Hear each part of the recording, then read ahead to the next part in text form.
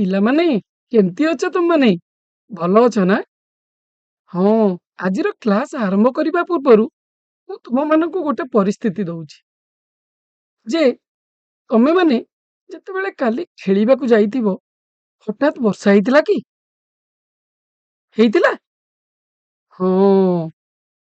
କିମ୍ବା ତମେ ମନେକର ଗୋଟେ ଜାଗାକୁ ବାହାରିଛ, ହଠାତ୍ ଦେଖିଲ ଖରା ପାଗ ଥିଲା, କିନ୍ତୁ ଘରକୁ ଆସି ଯେତେବେଳେ ବାହାରିକି ଅଧ ବାଟକୁ ଯାଇଛ, ହଠାତ୍ କଳାହାଣ୍ଡିଆ ମେଘ ମାଡି ଆସିବ। ଏମିତି ହେଇଛି ନା? ଆଚ୍ଛା ମତେ ଏବେ କହିଲ, ତମେ ଏମିତି କେବେ ହେଇଛି ଯେ ଆଜି ପାଗ ଖରା ଅଛି, ପୁଣି କାଲି ବର୍ଷା ହବ, କାଲି ପାଗ ଆହୁରି ପ୍ରବଳ ବର୍ଷା ହବ, ଏମିତି କେବେ ହେଇଛି? ଆମକୁ ସମୁଦ୍ରକୁ କିଏ ଯିବାକୁ ମନା କରିଥାଏ, ମାଛ ଧରିବାକୁ ଯାଅ ନାହିଁ, କିମ୍ବା ବିଦ୍ୟାଳୟ କାଲି ଛୁଟି ହେଇଯିବ, ହଠାତ୍ ବଡ ବାତ୍ୟା ମାଡି ଆସୁଛି। ଏ ସବୁ ପ୍ରଶ୍ନର ଉତ୍ତର କଣ ଜାଣିଛ? ପାଣିପାଗର ଆଗାମୀ ସୂଚନା, ଯାହାକି ୱେଦର ଫୋରକାଷ୍ଟିଂ। ଆମ ଦେଶର ଆଇଏମଡି ଭାରତୀୟ ପାଣିପାଗ ବିଭାଗ ଯେଉଁ ସବୁ ଯନ୍ତ୍ର ଆଉ ଅତ୍ୟାଧୁନିକ ଟେକ୍ନୋଲୋଜି ବ୍ୟବହାର କରିକି ସେ ଆମକୁ ସତର୍କ କରାଇଥାଏ। ତେବେ ଆଉ ଡେରି କରିବା କାହିଁକି? ଚାଲ ଆମେ ଆଜି ଏଇ ମଜାଦାର ବିଷୟକୁ ପଢି ଏହାର ଶୀର୍ଷକକୁ ଜାଣିବା। ଏବେ କହିଲ ଦେଖି, କେତେ ପ୍ରକାରର ପାଗ ତୁମେ ଅନୁଭବ କର? ହଁ, ଠିକ୍ କହିଲ। ଖରା ପାଗ, ବର୍ଷା ପାଗ, ଶୀତୁଆ ପାଗ। ଆରେ ବାଃ, ବଢିଆ କହିଲ। ଏବେ ଆସ ଆଉ ଗୋଟିଏ କ୍ୱେଶ୍ଚିନ୍ ଦେଖିବା। ପାଗର ଉପାଦାନ ଗୁଡ଼ିକ କଣ କଣ?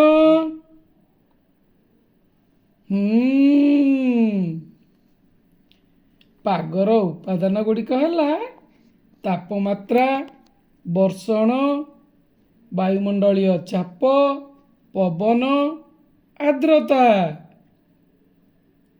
ତୁମେମାନେ କହିପାରିବ ଏଇ ଯୋଉ ପାଣିପାଗର ସୂଚନା କେଉଁଠୁ ପାଇଥାଅ? ଠିକ୍ କହିଛ। ପାଣିପାଗର ସୂଚନା ଆମେ ସ୍ୱୟଂଚାଳିତ ପାଣିପାଗ କେନ୍ଦ୍ରରୁ ହିଁ ପାଇଥାଉ। ପିଲାମାନେ, ଏହାର ମୁଖ୍ୟ ବିନ୍ଦୁ ଗୁଡ଼ିକ କଣ ଜାଣିଛ? ଏହି କେନ୍ଦ୍ର ଗୁଡ଼ିକ ବିନା ମାନବ ହସ୍ତକ୍ଷେପରେ ତାପମାତ୍ରା, ପବନର ବେଗ, ବର୍ଷା ଭଳି ବିଭିନ୍ନ ତଥ୍ୟ ସଂଗ୍ରହ କରିଥାଏ। ଏହା କୃଷି ଏବଂ ପରିବେଶ ନିରୀକ୍ଷଣ ପାଇଁ ଅତ୍ୟନ୍ତ ସଠିକ୍ ତଥ୍ୟ ପ୍ରଦାନ କରିଥାଏ। ଏବେ ଆସ ଦେଖିବା, ତୁମେମାନେ କହିପାରିବ କି ପାଣିପାଗର ତଥ୍ୟ ଗୁଡ଼ିକ କିପରି ସଂଗୃହୀତ ହୋଇଥାଏ? ଏହା ସେନ୍ସର ସାହାଯ୍ୟରେ ସଂଗୃହୀତ ହୋଇଥାଏ। এই ସେନ୍ସର କଣ ଦେଖିଛ ତମେ? ଏଇଠି ଦେଖ। ଏ ସେନ୍ସର ଦ୍ୱାରା ଏ ପାଣିପାଗ ସେନ୍ସର କେବଳ ତଥ୍ୟ ସଂଗ୍ରହ ନାହିଁ, ବରଂ ଏହାକୁ ପ୍ରକ୍ରିୟାକରଣ କରି ଅତ୍ୟନ୍ତ ସଠିକ୍ ଏବଂ ସହଜରେ ବୁଝିହେବା ପରି ତଥ୍ୟରେ ପରିଣତ କରିଥାଏ। ପାଣିପାଗର ଆଗାମୀ ସୂଚନା ପାଇବା ପାଇଁ କେଉଁ କେଉଁ କାରକ ଗୁଡ଼ିକ ଜାଣିବା ଆବଶ୍ୟକ? ହେଲା ନା ପିଲାମାନେ? ତାହେଲେ ବର୍ତ୍ତମାନ ଜାଣିବା ପାଣିପାଗ କଣ? ପାଣିପାଗ ହେଉଛି ଏକ ନିର୍ଦ୍ଦିଷ୍ଟ ସ୍ଥାନ ଓ ସମୟର ବାୟୁମଣ୍ଡଳ ଅବସ୍ଥା। ଏହାର କାରକ ଗୁଡ଼ିକ ହେଉଛି ତାପମାତ୍ରା, ଆର୍ଦ୍ରତା, ବୃଷ୍ଟି ଏବଂ ବାୟୁ। ଏହା ଦ୍ରୁତ ପରିବର୍ତ୍ତନଶୀଳ ଏବଂ ଅଳ୍ପ ସମୟ ପାଇଁ ପ୍ରଯୁଜ୍ୟ। ଉଦାହରଣ, ଆଜି ଗରମ, କାଲି ବର୍ଷା। ଏଇଭଳି ଭାବରେ ଆମେ ପାଣିପାଗର ଆଗାମୀ ସୂଚନା ପାଇବା ପାଇଁ ଯେଉଁ କାରକ ଗୁଡ଼ିକ ସବୁ ଜାଣିଲେ। ବର୍ତ୍ତମାନ ଜାଣିବା ଆମେ ପାଣିପାଗର ଏଇ ଯେଉଁ ଆଗାମୀ ସୂଚନା ପାଇବା ପାଇଁ ଆମେ କେଉଁ କେଉଁ ଯନ୍ତ୍ରପାତି ସବୁ ବ୍ୟବହାର କରୁଛେ। ପ୍ରଥମେ ହେଲା ଥର୍ମୋମିଟର, ଯିଏକି ତାପମାତ୍ରା ମାପିଥାଏ। ଦ୍ୱିତୀୟ ହେଲା ବାରୋମିଟର, ଯିଏ ବାୟୁର ଚାପ ମାପିଥାଏ। ତୃତୀୟ ହେଲା ଆନିମୋମିଟର, ଯିଏ ବାୟୁର ବେଗ ମାପିଥାଏ। ଚତୁର୍ଥ ହେଲା ରେନଗଜ, ଯିଏ ବୃଷ୍ଟିପାତର ମାପ ମାପିଥାଏ। ପଞ୍ଚମ ହେଲା ହାଇଗ୍ରୋମିଟର, ଯିଏ ଆର୍ଦ୍ରତା ମାପ କରିଥାଏ। ଶେଷରେ ରେଡାର, ଯିଏକି ଘୂର୍ଣ୍ଣିବାତ୍ୟାର ଅନୁସନ୍ଧାନ କରିଥାଏ। ଏବେ ଆମେ ସେହି ଯନ୍ତ୍ରପାତି ଗୁଡ଼ିକ ବିଷୟରେ ଟିକେ ଟିକେ ଜାଣିବା। ପ୍ରଥମେ ଜାଣିବା ଥର୍ମୋମିଟର। ଥର୍ମୋମିଟର ହେଲା, ଦେଖିଲ ପିଲାମାନେ, ଚିତ୍ରଟିକୁ ଦେଖିଲ? ଥର୍ମୋମିଟର ଦ୍ୱାରା ଆମ ଶରୀରର ଓ ପରିବେଶର ତାପମାତ୍ରା ସଠିକ୍ ଭାବେ ମପାଯାଇଥାଏ। ଏଥିମଧ୍ୟରେ ଥିବା ପାରଦ ବା ଆଲକୋହଲ ତାପମାତ୍ରା ବଢ଼ିଲେ ପ୍ରସାରିତ ହୋଇ ପାଠ୍ୟାଙ୍କକୁ ଦେଖାଇଥାଏ। ବୁଝିଲ ପିଲାମାନେ? ୟା ପରେ ଆମେ ଯିବା ବାରୋମିଟର। ଯେ କ'ଣ କରେ ସିଏ? ନା ଯିଏ ବାୟୁର ଚାପ ମାପିଥାଏ। ହଁ, ତାହେଲେ ଦେଖ ଏବେ ବାୟୁ ଚାପମାନ ଯନ୍ତ୍ର ବାରୋମିଟର ବାୟୁ ଚାପ ମାପିବା ପାଇଁ ବ୍ୟବହୃତ ହୁଏ ଏବଂ ପାଣିପାଗର ପୂର୍ବାନୁମାନ କରିବାରେ ସାହାଯ୍ୟ କରିଥାଏ। ଏବେ ଆମେ ଯିବା ଆନିମୋମିଟର, ଯିଏ ବାୟୁର କ'ଣ ମାପିଥାଏ? ହଁ, ଠିକ୍ କହିଛ, ବାୟୁର ବେଗ ମାପିଥାଏ। ଦେଖିବା ଆମେ ସେଇ ଯନ୍ତ୍ରଟିକୁ। ପବନ ବେଗ ମାପକ ଯନ୍ତ୍ର ଆନିମୋମିଟର ପବନର ବେଗ ମାପିବା ପାଇଁ ବ୍ୟବହୃତ ହୋଇଥାଏ। ପାଣିପାଗ ପୂର୍ବାନୁମାନରେ ଇଏ ମଧ୍ୟ ସାହାଯ୍ୟ କରିଥାଏ। ଏବେ ଆମେ ଯିବା ରେନଗଜ। କ'ଣ କହିଲ? ରେନଗଜ, ଯିଏକି ବୃଷ୍ଟିପାତ ମାପି କରିଥାଏ। ବୃଷ୍ଟିମାପକ ଯନ୍ତ୍ର ଏଇଭଳି ହେଇଥାଏ। ତା ଦେହରେ ଥିବା ଦେଖୁଛ ଏଠି ସବୁ କ'ଣ କ'ଣ ଅଛି? ଫନେଲ, ସଂଗ୍ରହକାରୀ ସିଲିଣ୍ଡର, ବାହ୍ୟ ଆବରଣ, ଷ୍ଟାଣ୍ଡ ଆଉ ପରିମାପକ ଚିହ୍ନ। ଏଇଭଳି ଆମେ ତାକୁ ଚିହ୍ନିତ କରିଛେ। ବୃଷ୍ଟିମାପକ ଯନ୍ତ୍ର ଏକ ନିର୍ଦ୍ଦିଷ୍ଟ ସମୟ ମଧ୍ୟରେ କେତେ ପରିମାଣର ବୃଷ୍ଟିପାତ ବା ବର୍ଷା ହୋଇଛି ତାହା ମାପିବା ପାଇଁ ବ୍ୟବହୃତ ହୁଏ। ମାପ ପ୍ରାୟତଃ ମିଲିମିଟରରେ ପ୍ରକାଶ କରାଯାଏ। ଏହା ପରେ କ'ଣ ଅଛି ପିଲେ? ହାଇଗ୍ରୋମିଟର, ଯିଏକି ଆର୍ଦ୍ରତା ମାପ କରିଥାଏ। ହେଲା, ବର୍ତ୍ତମାନ ହାଇଗ୍ରୋମିଟରଟିକୁ ଦେଖିବା। ହାଇଗ୍ରୋମିଟର କିପରି କାର୍ଯ୍ୟ କରେ? ହାଇଗ୍ରୋମିଟର ବାୟୁମଣ୍ଡଳର ଆର୍ଦ୍ରତା ମାପିବା ପାଇଁ ଏକ ଯନ୍ତ୍ର। ଦେଖିଲ ପିଲାମାନେ ହାଇଗ୍ରୋମିଟରଟିକୁ? ବାୟୁମଣ୍ଡଳର ଆର୍ଦ୍ରତା ମାପିବା ପାଇଁ ଯନ୍ତ୍ର। ବର୍ତ୍ତମାନ ଦେଖ, ଏଇ ଯୋଉ ସୂଚକ ଚିହ୍ନଟି ସେ କେଉଁଠି ଅଛି? ନା 60 ଆଉ 70 ମଝିରେ। ବର୍ତ୍ତମାନ ସେଇଥିରୁ ଏଇଠି ବର୍ତ୍ତମାନର ବାୟୁମଣ୍ଡଳର ଆର୍ଦ୍ରତା ମାପ ହେଉଛି କେତେ? ନା 65%। ଜାଣିଲ ପିଲାମାନେ? ଏଥର ଆମେ ଯିବା ଶେଷ, ଯୋଉଟା ଆମର ରେଡାର, ଯୋଉଟା କି ଆମକୁ ଘୂର୍ଣ୍ଣିବାତ୍ୟାର ଅନୁସନ୍ଧାନ କରିଥାଏ। ତେବେ ଦେଖିବା ରେଡାର କିପରି? ଘୂର୍ଣ୍ଣିବାତ୍ୟା ଅନୁସନ୍ଧାନ ଏବଂ ଟ୍ରାକିଂ ପାଇଁ ଡପଲର ରେଡାର। ଇଏ ହେଉଛି ଡପଲର ରେଡାର। ଏହା ଦ୍ୱାରା ଝଡ଼ର ସ୍ଥିତି, ବର୍ଷାର ପରିମାଣ, ପବନର ବେଗ ଏବଂ ତାର ଗତିପଥ ବିଷୟରେ ସଠିକ୍ ସୂଚନା ମିଳିଥାଏ। ପିଲାମାନେ, ବର୍ତ୍ତମାନ ଆମେ ପାଣିପାଗର ଆଗାମୀ ସୂଚନା କେଉଁ କେଉଁ କ୍ଷେତ୍ର ପାଇଁ ଗୁରୁତ୍ୱପୂର୍ଣ୍ଣ ଅଟେ ତାହା ଜାଣିବା। ପ୍ରଥମେ କୃଷି କ୍ଷେତ୍ରରେ ବିପର୍ଯ୍ୟୟ ପ୍ରଶମନ, ଆମମାନଙ୍କର ଦୈନନ୍ଦିନ ଜୀବନରେ, ପରିବହନ କ୍ଷେତ୍ରରେ, ଶିଳ୍ପ କ୍ଷେତ୍ରରେ ଏବଂ स्वास्थ्य क्षेत्र रे वर्तमान आमे देखिबा किपरि कृषि क्षेत्र रे गुरुत्व कृषक फसल रक्षा और चाष योजना करिथांदी कहा जोगुरु एई पाणीपागर आगामी सूचनार सूचना नेइकिरी देख ए पिले ए चित्र रे देखुच कृषि कार्य किपरि कृषक करि पारुची बीज बपन शस्य जत्न जलसेचन अमल यापर आमे जिबा विपर्यय प्रशमन विपर्यय प्रशमन पई घूर्णिबात्या बा बन्या पूर्वरु लोकंकु सुरक्षित स्थान को स्थानांतर करा जाई थाए। एबे आमे जिबा दैनंदिन जीवन रे आमे दैनंदिन जीवन रे आमे ऋतु अनुଯାୟୀ पोशाक जानी यात्रा और उत्सव रे एवं बजार मानकरे एई पाणीपागर आगामी सूचना बहुत मात्रा रे प्रभाव पकाई थाए।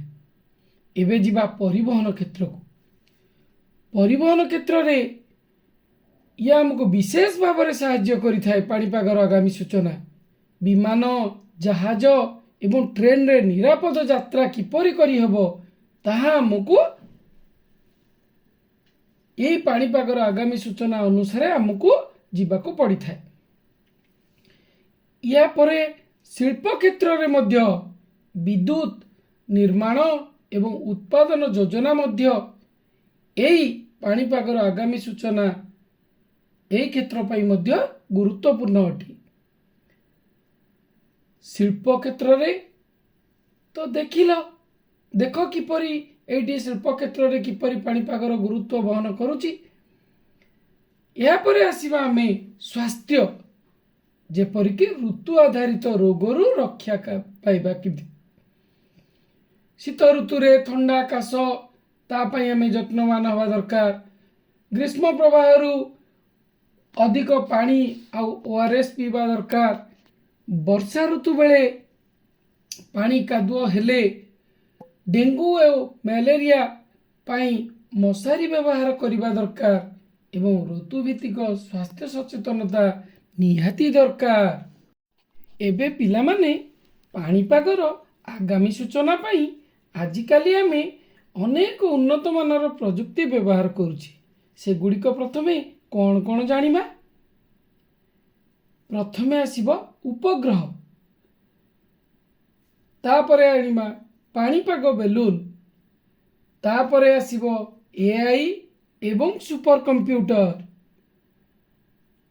तापरे रेडार तापरे ड्रोन तापरे मोबाइल एवं इंटरनेट माध्यम रे वर्तमान आमे सेगुडी को टिके भलो भाबरे जानिबा। उपग्रह बा सैटेलाइट द्वारा आमे कोन किपरि आमे पाणीपागर आगामी सूचना पाई पारि थाउ। उपग्रह माध्यम रे आकाशर चित्र और मेघर गति जानी हुए। हेला पिला माने देखुच तो ए चित्र रे। एबे जिबा आमे पाणीपाग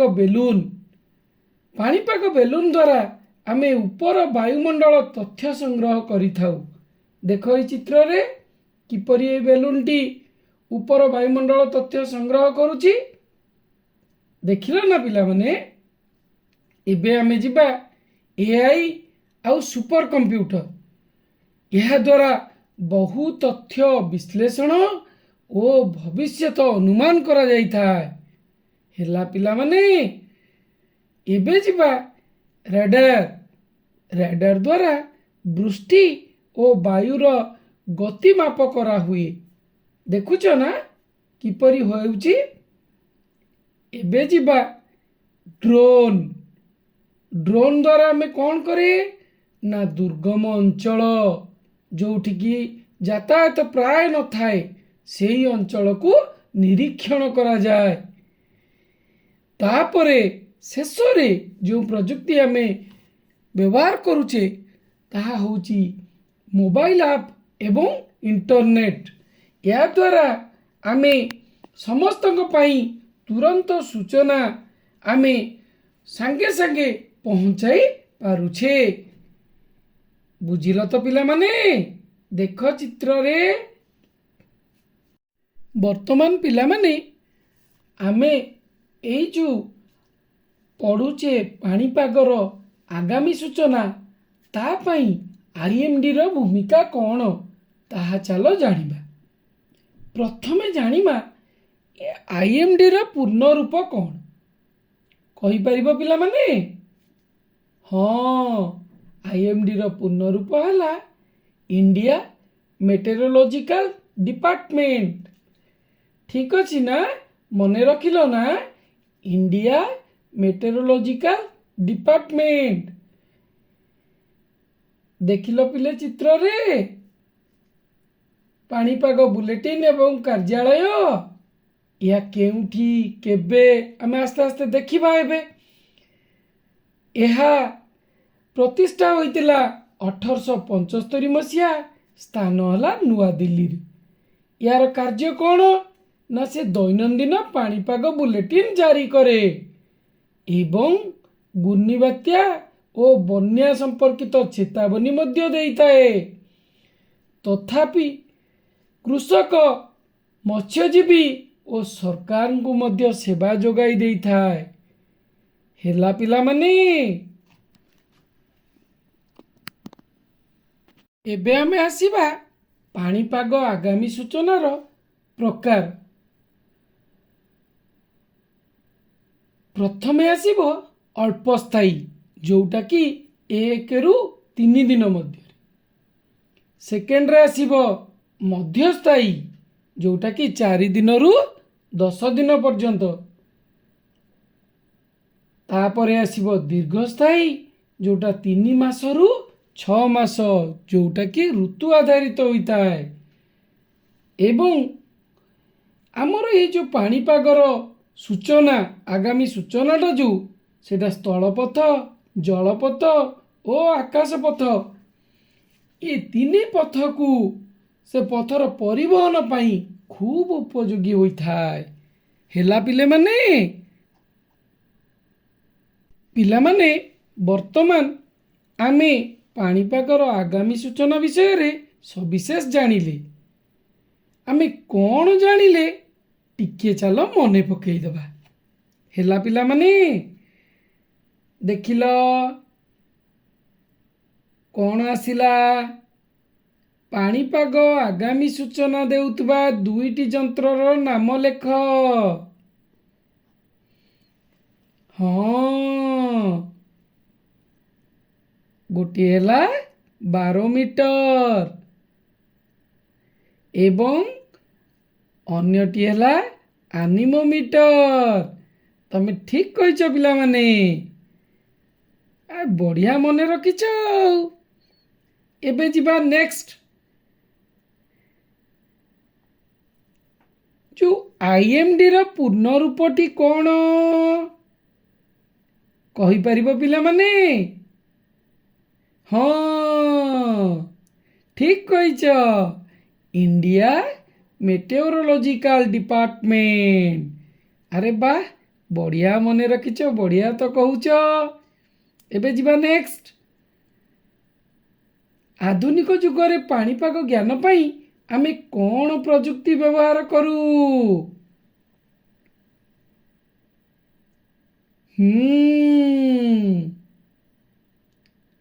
ଉପଗ୍ରହ ଏବଂ AI ଆଉ ସୁପର କମ୍ପ୍ୟୁଟର। ଠିକ କହିଛ ତମମାନେ। ନେକ୍ସଟ କ୍ୱେଶ୍ଚିନ୍ କୁ ଯିବା। ସଠିକ ପୂର୍ବାନୁମାନ ଆମକୁ କେଉଁଥିରୁ ସତର୍କ ରଖେ? ବୁଝିପାରୁଛ ନା ପିଲାମାନେ? ସଠିକ ପୂର୍ବାନୁମାନ ଆମକୁ କେଉଁଥିରୁ ସତର୍କ ରଖେ? ଠିକ କହିଛ, ପ୍ରାକୃତିକ ଦୁର୍ବିପାକରୁ। ବଢିଆ କହିଲ ତମେ ସମସ୍ତେ ପିଲାମାନେ। ଏବେ ପିଲାମାନେ ଆମେ ଆଜି ଜାଣିଲେ ଯେ ପାଣିପାଗର ପୂର୍ବାନୁମାନ କେବଳ ଏକ ଅନୁମାନ ନୁହେଁ, ଏହା ପଛରେ ରହିଛି ଅତ୍ୟାଧୁନିକ ବିଜ୍ଞାନ ଏବଂ ବୈଜ୍ଞାନିକ ମାନଙ୍କର କଠିନ ପରିଶ୍ରମ। ମନେ ରଖିଲ ଯେ କିପରି IMDର ବିଭିନ୍ନ ଯନ୍ତ୍ରପାତି ଆମକୁ ପାଣିପାଗରୁ ସତର୍କ ସୂଚନା ଦେଉଛି ଏବଂ ସତର୍କ ସୂଚନା ମୁତାବକ ଆମେମାନେ କିପରି ଚାଷୀ କୂଳକୁ ରକ୍ଷା କରିପାରୁଛେ ଏବଂ ଧୀବରମାନଙ୍କୁ ସମୁଦ୍ରରୁ ରକ୍ଷା କରିପାରୁଛେ ଏବଂ ଦେଶର ଅର୍ଥନୀତିକୁ ସୁରକ୍ଷିତ କରିପାରୁଛେ। ତେଣୁ ମନେ ରଖ, ପ୍ରକୃତିକୁ ବୁଝିବା ଏବଂ ବିଜ୍ଞାନର ସଠିକ ବ୍ୟବହାର କରି ଆମେ ବଡ଼ ବଡ଼ ବିପର୍ଯ୍ୟୟ ରକ୍ଷା ପାଇପାରିବା। ତେଣୁ ଆଶା କରୁଛି ଏହି ପାଠ ପରେ ତୁମେମାନେ ଯେତେବେଳେ ବି ଟିଭିରେ ପାଣିପାଗର ବିଷୟ ଦେଖିବ ସେତେବେଳେ ସେଥିରେ ଯେଉଁ ବ୍ୟବହୃତ ହେଉଥିବା ଟେକ୍ନୋଲୋଜି ବିଷୟରେ ନିଶ୍ଚୟ ଭାବିବ ନା? ହଉ, ରହୁଛି। ଖୁସିରେ ଶିଖିବା ସମସ୍ତଙ୍କର ଅଧିକାର। ନମସ୍କାର।